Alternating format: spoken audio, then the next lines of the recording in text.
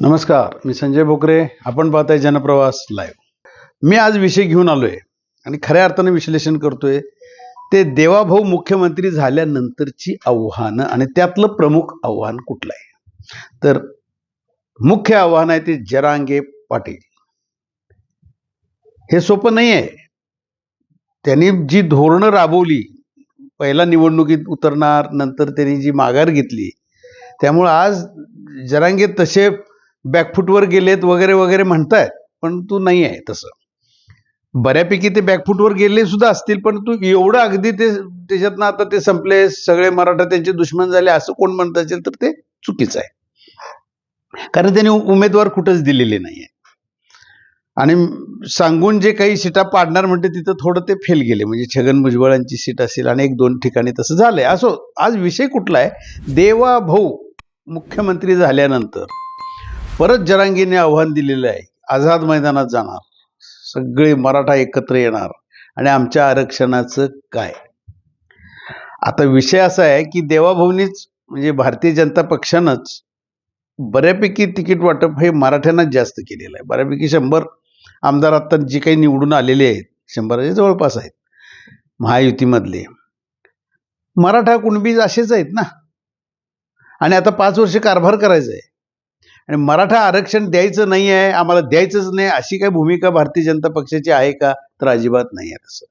फक्त जो हट्ट आहे जरांगे पाटलांचा ओबीसीतनंच पाहिजे, त्याला कुठंतरी हा विरोध आहे आणि ते कुणालाही न पटण्यासारखं आहे असं ते धडधडीत बोलतायत. म्हणजे आता महायुतीतनं आलेले सुद्धा काही आमदार समोर जरी बोलत नसेल तरी माघारी निश्चितपणाने ही चर्चा करतात की नाही, आम्हाला ओबीसीचं आरक्षण काढून आम्हाला नको आहे, ही भूमिका आहे.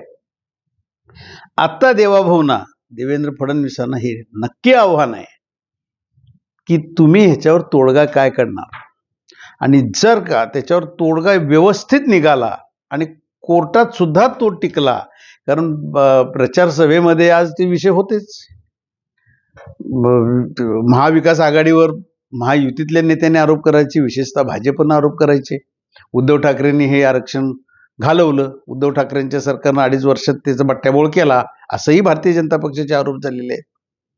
निष्क्रिय कारभार केला आणि त्यांनी कोर्टात वकील ज्या वेळेला द्यायला पाहिजे होते ते दिले नाहीत आणि कोर्टाकडनं निर्णय विरोधात गेला. मराठा आरक्षण राहिलं. आम्ही दिलेलं होतं, आम्ही ते टिकवलं असतं, आम्ही एकत्र असतो तर ते टिकलं असतं. आता आता आता ते म्हणून चालणार नाही. आता उद्या तुम्ही सरकार तुमचं बनतंय, तुम्ही मुख्यमंत्री होताय, तुम्ही बनवणार, तुम्ही मराठा आरक्षण देणार होतात ना. आता हे तुम्हाला आव्हान आहे. जरांगे पाटलांनी आता कितीही तिथं काय केलं आणि जर का देवेंद्र फडणवीसांनी हे खरोखर आरक्षण दिलं तर जरांगे पाटलांची निश्चितपणानं हवा गेली म्हणायला हरकत नाही. आत्ता काय पूर्ण हवा गेली आहे काय. त्यांनी मराठवाड्यामध्ये काहीतरी भरपूर आम्ही भारतीय जनता पक्षाला नेस्तनाबूत करू, भारतीय जनता पक्ष म्हणजे कुठल्या काही सीटा येणार नाहीत वगैरे वगैरे जी भाषा होती ती सगळी संपलेली आहे त्यांची. तिथं ते थोडं बॅकफुटवर गेलेलेच आहेत, कारण महाविकास आघाडी बॅकफुटवर तिथं गेलेलीच आहे. त्यांना थोडं जरांगे पाटलांच्याकडनं अपेक्षा होत्या की जरांगे पाटलांनी जसं उमेदवारी कुठं उमेदवार उभे केले नाहीत त्यामुळे आम्हाला मोठा फायदा होणार, हे महाविकास आघाडीचे नेते मांडे खात होते, पण तिथं ते फेल गेले. महायुतीनं नक्कीच हे लाडकी बहीण योजना, काही वोट जिहाद, बटेंगे तो कटेंगे वगैरे वगैरे ह्याचे परिणाम निश्चितपणानं झाले, त्यांच्या बाजूनं झाले महायुतीच्या.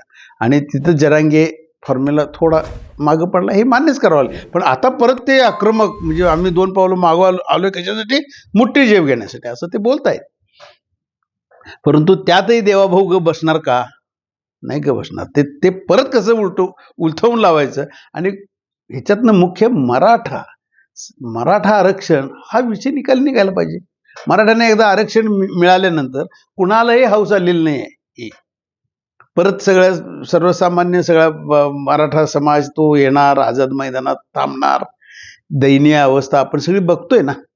त्याच्यापेक्षा ह्याच्यावर तोडगाच काढला देवाभाऊनं, देवेंद्र फडणवीसांनी, या महायुतीनं, तर ते नक्कीच कौतुकात पात्र राहतील आणि कदाचित जरांगे पाटील सुद्धा जाऊन सॅल्यूट मारतील त्यांना.